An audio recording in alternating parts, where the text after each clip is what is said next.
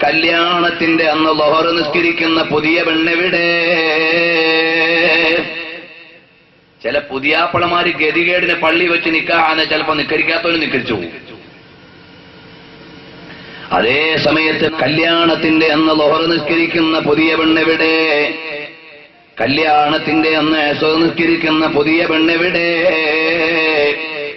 പണ്ട് ദീനുള്ള കുടുംബങ്ങളിൽ വീട്ടിലുള്ള ഉമ്മമാരും വലിയുമ്മമാരും ഒക്കെ പുതിയ പെണ്ണിന്റെ ചേലും മര്യാദയും ഒക്കെ മനസ്സിലാക്കുന്നത് വീട്ടിലേക്ക് പുതിയാപ്പള കൂട്ടിക്കൊണ്ട് വരുമ്പോ അതാ പുതിയാപ്പളയുടെ വീട്ടിൽ വന്നിട്ട് പുതിയ പെണ്ണ് ളുഹർ നിസ്കരിക്കുമ്പോ വലിയുമ്മമാര് നോക്കിയിരിക്കും, ഇവളെ മര്യാദയ്ക്ക് ഫിഖ് പഠിച്ചിട്ടാണോ വന്നതെന്ന് വാച്ച് ചെയ്യാനുള്ള ഇന്റർവ്യൂവിന്റെ സമയമായിരുന്നു. പക്ഷേ ഇന്ന് നിസ്കാരം ഒരു അജണ്ടയല്ല. ഇന്ന് നിസ്കാരം നോക്കേണ്ട ഉമ്മ ഓഡിറ്റോറിയത്തിൽ കിടക്കാണ്, കൂടെ നിസ്കരിക്കേണ്ട മാതാവ് ജനങ്ങളുടെ കൂടെ ബഹളത്തിലാണ്. ഈ മകൾക്ക് ളുഹർ നിസ്കരിക്കാതെ നിങ്ങൾ കെട്ടിച്ചു വിടുന്ന ദിവസത്തിന്റെ അന്ന് അതാ ബറക്കത്തുണ്ടോ പെങ്ങളെ നിന്റെ ജീവിതത്തിൽ? അല്ലാഹുവിന്റെ കാരുണ്യം വരുമോ? അല്ലാഹ്ക്ക് റെസ്പോൺസിബിലിറ്റി ഇല്ല. പണ്ടൊക്കെയാണെങ്കിലോ വിവാഹത്തിന്റെ ഡേറ്റ് നിശ്ചയിക്കുന്ന സമയത്ത് ഉമ്മമാരോടൊന്ന് ചോദിക്കും വാപ്പമാര്, എന്താ നമ്മുടെ മോള് കല്യാണം 15-ാം തീയതി ആക്കിയാലോ? അപ്പം മകളുടെ ഡ്യൂറേഷൻ അറിയുന്ന, പീരീഡ് അറിയുന്ന ഉമ്മ പറയും, വേണ്ട നമുക്ക് 22-ാം തീയതി ആക്കാം.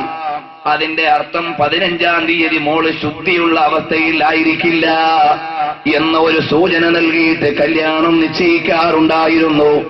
ഇന്ന് ആ നിശ്ചയത്തിന്റെ ദിവസം പോയിട്ട് ഓഡിറ്റോറിയം ഒഴിവുള്ളത് ഇനി വെള്ളിയാഴ്ച ഉച്ചയാണെങ്കിലും വേണ്ടില്ല, അന്നായിക്കോട്ടെ എന്ന് തീരുമാനിക്കുന്ന കാലം വന്നപ്പോ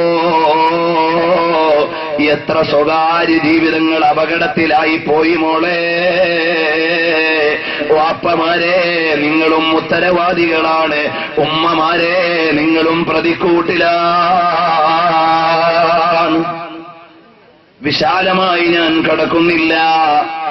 അപ്പോൾ നിസ്കാരത്തിന്റെ വിഷയത്തിൽ വീഴ്ച വന്നു പോയാൽ അവൻ അല്ലാഹുവിനോടുള്ള അമാനത്തിൽ വീഴ്ച വന്നവനാണ്, അല്ലാഹുവിനോടുള്ള കടപ്പാടിൽ വീഴ്ച വന്നവനാണ്.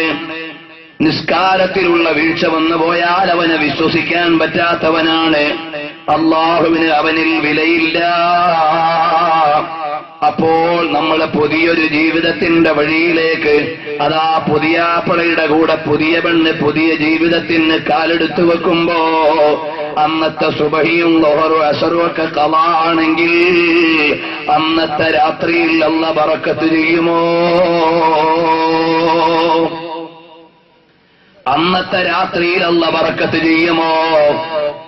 അല്പമെങ്കിലും ഈമാനുള്ള പെങ്ങളൊന്ന് ആലോചിച്ചു നോക്ക്.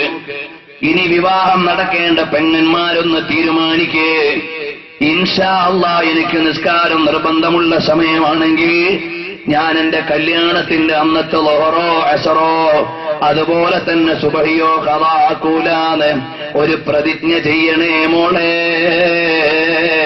നിന്റെ ജീവിതത്തിന്റെ ശോഭനമായ രാത്രിയാണ് വരുന്നത്, പക്ഷേ അത് മറ്റൊരു രാത്രിയുടെ സൂചനയാണ്. ദുനിയാവിലെ പുതുമണവാനും മണവാട്ടിക്കും കിട്ടുന്ന ആദ്യ രാത്രി ഖബറിലെ ആദ്യ രാത്രിയെക്കുറിച്ചും ഓർക്കാനുള്ള സമയമാണെന്ന് ഫാത്തിമത്തുൽ സഹ്റാ റളിയല്ലാഹു അൻഹാ ചരിത്രത്തിലൂടെ പറഞ്ഞു തന്നില്ലേ?